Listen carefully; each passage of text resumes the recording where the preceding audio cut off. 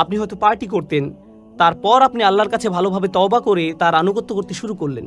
যখন আপনি আল্লাহর আনুগত্য করেন আর অন্যরা পার্টি করে, এতে আপনি বিরক্ত হন, তাদের জন্য আপনার খারাপ লাগে।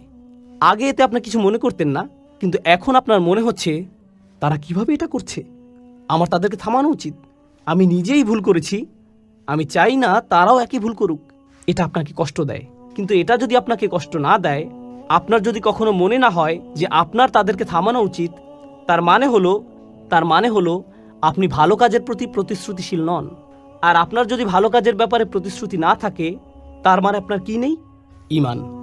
তাহলে এই সবগুলো বিষয় হচ্ছে লাজিম ও মালজুম। এগুলো একটি অপরটির আবশ্যিক ফলাফল এবং একটি আরেকটির সাথে ওতপ্রোতভাবে জড়িত। আমি অন্য সূরাগুলোর চাইতে এই সূরাটিতে অনেক বেশি সময় নিয়েছি। আমরা সূরা নাবা থেকে শুরু করেছিলাম, তখন একটি সেশনে একটি সূরা শেষ করেছি, কিন্তু এটা সূরা আসরের চতুর্থ সেশন। আলহামদুলিল্লাহ, অবশেষে আমরা